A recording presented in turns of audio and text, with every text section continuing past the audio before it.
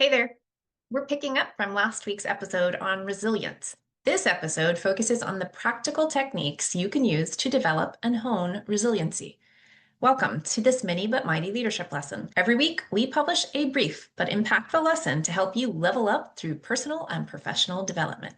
At Boss at the Helm, we believe that each one of us has a leader inside, and it's up to us to start with ourselves.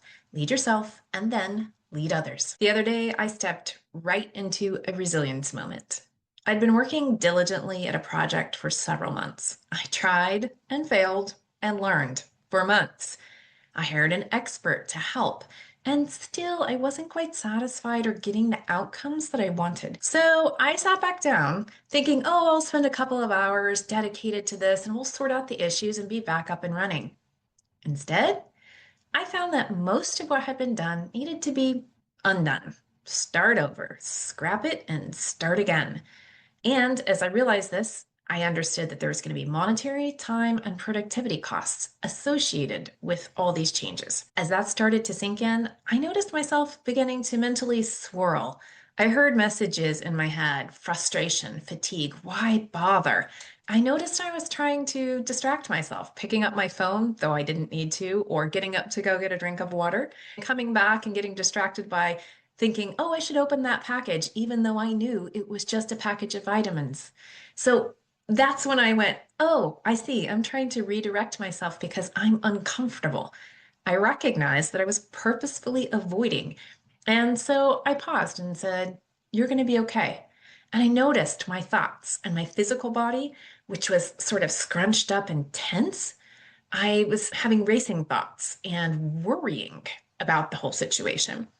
Pausing and noticing allowed me to say, oh, I'm swirling because I am deeply uncomfortable about this. Okay, why is that? It doesn't feel good to have to start over. I don't want to lose more time or money. I don't want to start again. It's a pain. And I'm angry that the services that I paid for didn't really get me the results that I wanted. And so I just spent a minute identifying the feelings that I was having, that I could both hear and physically notice. And interestingly, as I paid attention to that, there was also a feeling of gratitude. Gratitude because I had an AI agent up who was kind of helping guide me through some options so that I could think clearly about what my choices and my next steps might be. I also felt relief because I realized that I didn't have to make all the decisions right then. This wasn't a life or death and urgent matter. I had breathing space to just understand the situation and figure out what my next steps and choices would be. Did it absolutely blow? Did I hate it? Yes. But it was the situation that I was facing at the time. And I recognized I didn't have to face it all day. But in order to be able to move forward, I decided I needed to make a list and be able to focus on something.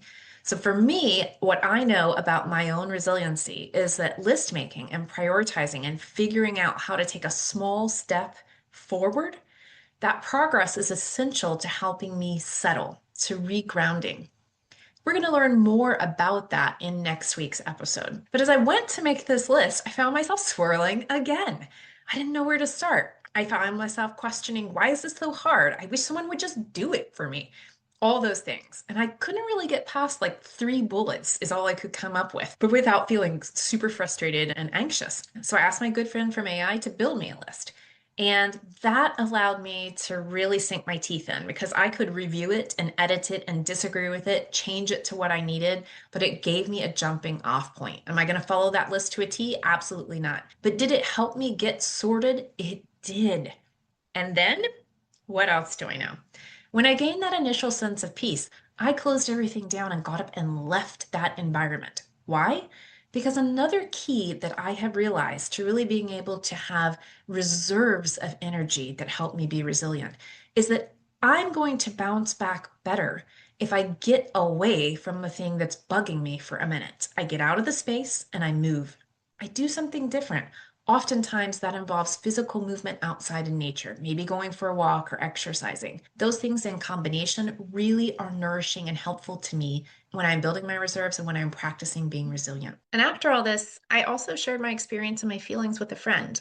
Not to get a solution. Sometimes you can get solutions or additional insight, but mostly it was just to connect because We all need people in our lives that will help us restore and replenish our energies. So I shared how frustrated I was and that I was glad I was able to make some additional progress and hopeful that I'd be able to turn this around the next day. What are some of the practical techniques that help us build and practice resilience? I wish we could just put a t-shirt on and call it done, right? Or take 3 pills and in 24 hours you're magically resilient.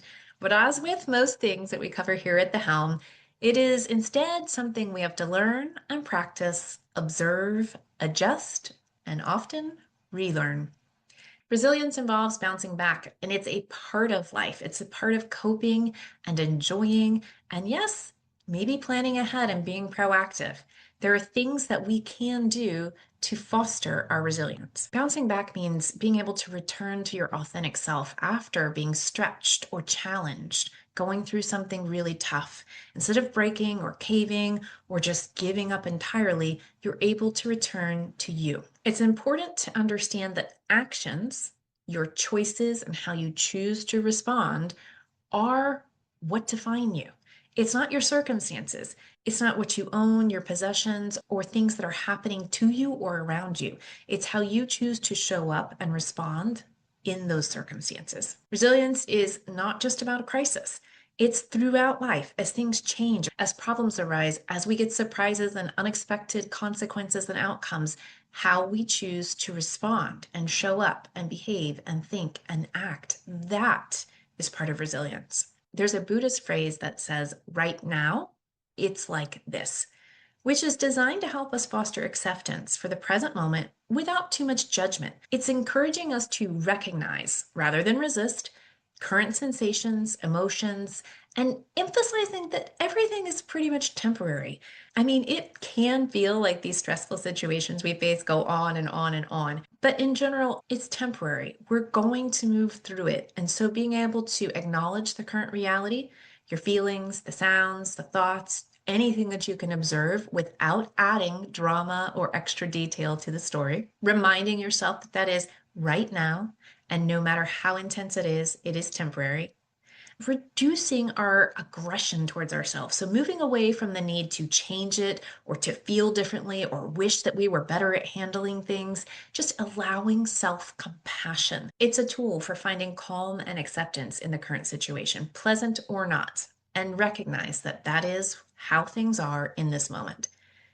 Accepting things as they are and exploring what you're feeling, noticing what you're feeling is really important. Often in workshops, I'll come across people who cannot actually name feelings, just general feelings. I'm not even asking them what they're feeling in that moment, but can they give me a list of 10 feelings? And they kind of get lost after happy, sad, and angry. So being able to name emotions and notice when you are feeling them is important versus blocking them, ignoring them, trying to repress or push them away.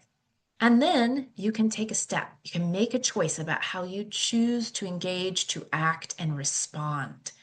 Sometimes we feel the feeling, we react in the feeling. So our emotional regulation is low. And when we build our resilience, we also build emotional regulation. Let's take a look at some other practical techniques that will help you build your resilience. And one thing I want you to remember is you build resilience before you need it. You don't wait till you're in the crisis, right? So we're building muscles so that we can lift heavy things. Circumstances don't define you. Make very clear decisions not to give your power away to a situation. Instead, decide who you're going to be in any given moment. Embrace the struggle. Don't try to avoid painful emotions, push them aside. Allow yourself to feel them and notice them. And then let them move on. Practice self-compassion along the way. Show mercy and compassion to yourself and to others, and reach out for support. A big part of resiliency is having a community and a group that you can rely on.